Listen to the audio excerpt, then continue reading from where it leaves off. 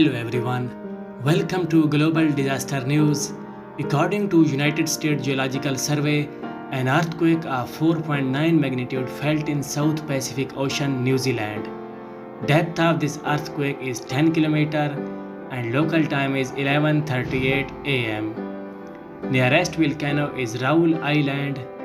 Estimated release energy from this quake is 392 megawatt hours, which is equivalent to 338 tons.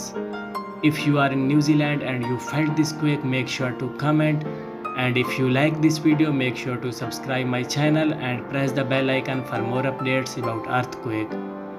Also do share this video with your friends and family. Thanks for watching.